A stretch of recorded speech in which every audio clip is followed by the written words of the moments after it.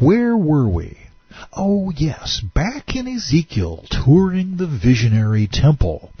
We had just been informed that once the Shekinah, the glory of Yahshua, returns to the temple through the eastern outer gate, that gate will be shut forever.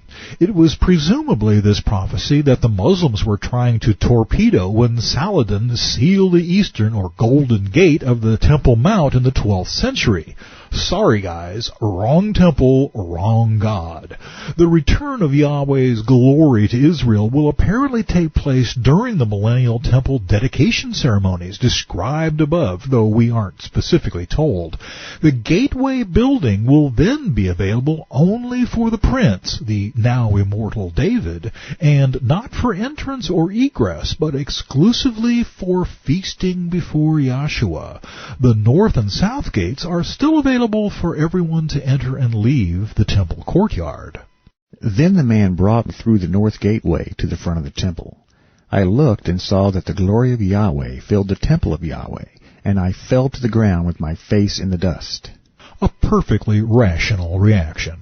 And Yahweh said to me, Son of man, take careful notice, use your eyes and ears, listen to everything I tell you about the regulations concerning Yahweh's temple.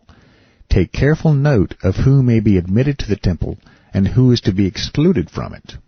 The holiness theme continues. And give these rebels, the people of Israel, this message from the sovereign Yahweh. O people of Israel, enough of your disgusting sins. You have brought uncircumcised foreigners into my sanctuary, people who have no heart for God. In this way you profaned my temple, even as you offered me my food, the fat and blood of sacrifices. Thus, in addition to all your other disgusting sins, you have broken my covenant. You have not kept the laws I gave you concerning these sacred rituals, for you have hired foreigners to take charge of my sanctuary. This is a pointed rebuke to Ezekiel's immediate audience. By indulging in their idolatries, they had hired the Babylonians to come in and trash the temple. The lesson should ring loud and true for us today.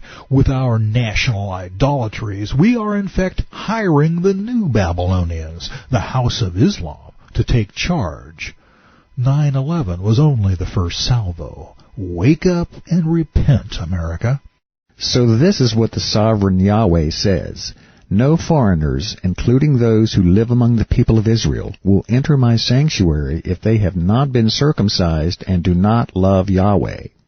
But conversely, foreigners, Gentiles, who meet these conditions are welcome, in stark contrast to the strict limits imposed on temple access in times past. In other words, both inward and outward holiness is required if the millennial mortals wish to approach the throne of Yahshua. Holiness is mandatory for Jews and Gentiles alike. Remember what we discussed a few chapters back about believers losing their potential rewards and positions of responsibility by being unwilling to use their talents in service to God? The plight of these wicked and lazy servants is echoed in the millennial division of labor in the temple. And the men of the tribe of Levi who abandoned me when Israel strayed away from me to worship idols must bear the consequences of their unfaithfulness. They may still be temple guards and gatemen, and they may still slaughter the animals brought for burnt offerings and be present to help the people. But they encouraged my people to worship other gods, causing Israel to fall into deep sin. So I have raised my hand and taken an oath that they must bear the consequences for their sins, says the sovereign Yahweh. They may not approach me to minister as priests. They may not touch any of my holy things or the holy offerings, for they must bear the shame of all the sins they have committed. They are to serve as the temple caretakers and are relegated to doing maintenance work and helping the people in a general way. Before the time of King Hezekiah, from 715 to about 686 BC, the spiritual state of Israel had sunk to a new low, but a revival under his reign had necessitated pressing Levites into service until priests, by law a specific family from within that same tribe, in sufficient numbers could sanctify themselves. Now, because of their subsequent idolatry, the Levite clans, most of them, are being informed that they will no longer be considered eligible for such significant service, but they will get to be the janitors and doormen in the millennial temple. On the flip side of this coin is the one family who proved themselves consistently faithful. However, the Levitical priests of the family of Zadok continued to minister faithfully in the temple when Israel abandoned me for idols. These men will serve as my ministers. They will stand in my presence and offer the fat and blood of the sacrifices, says the sovereign Yahweh. They are the ones who will enter my sanctuary and approach my table to serve me. They are the ones who will fulfill all my requirements. Ezekiel 44, 4-16. NLT. Zadok was a priest in David's time, a descendant of Eleazar, the third son and spiritual heir of Aaron, the original high priest. Zadok supported David's, and Yahweh's, choice of Solomon as heir, and his descendants served as Israel's chief priests both before and after the Babylonian captivity, until they were forcibly removed from office in 171 BC by none other than Antiochus IV Epiphanes. He, if you'll recall, was the Seleucid king who slaughtered a sow on the altar of the Second Temple, making himself a prophetic prototype for the Antichrist. The Zadokites then were the good guys. Of all the priestly subfamilies, they alone never strayed from the true worship of Yahweh. Here we see them being rewarded. Once again, we see that God never forgets, presumably because all time is present to him. The line of Zadok, without being named as such, was in view when Yahweh told Moses what would happen to Israel's priesthood. Phinehas, the son of Eleazar, the son of Aaron the priest, has turned back my wrath from the children of Israel, because he was zealous with my zeal among them, so that I did not consume the children of Israel in my zeal. Therefore say, Behold, I give to him my covenant of peace, and it shall be to him and his descendants after him a covenant and an everlasting priesthood, because he was zealous for his God, and made atonement for the children of Israel. Numbers 25, 11-13. Back in Ezekiel's prophecy, we are given more information about the priest's duties. When they enter the gateway to the inner courtyard, they must wear only linen clothing, symbolic, as usual, of imputed righteousness. They must wear no wool while on duty in the inner courtyard or in the temple itself. They must wear linen turbans and linen undergarments. They must not wear anything that would cause them to perspire. I believe the idea is that our best works, symbolized by perspiration, are insufficient to gain us favor with God. Only Yahweh can bring us to Yahweh. When they return to the outer courtyard where the people are, they must take off the clothes they wear while ministering to me. They must leave them in the sacred rooms and put on other clothes, so they do not harm the people by transmitting holiness to them through this clothing. This may seem odd, but the underlying truth, I think, is that we can't be holy for other people, and they can't be holy for us. Our own sin condemns us, and our own choice to follow Yahshua enables him to rescue us. Sitting in a pew at church won't make you alive any more than walking through a graveyard will make you dead.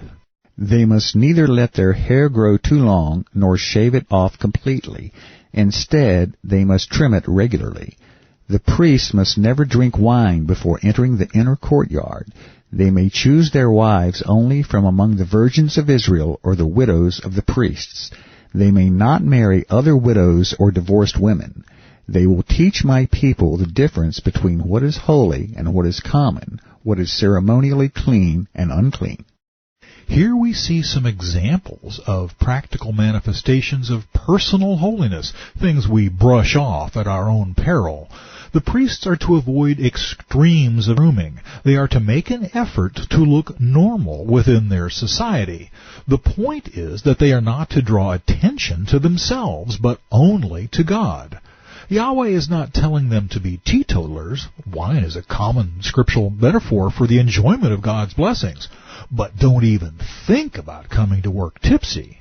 We are to be under the influence of the Holy Spirit and nothing else. And they, like we, are to choose like-minded mates, godly spouses, or is that spice, who will support us in our desire to be consecrated to Yahweh.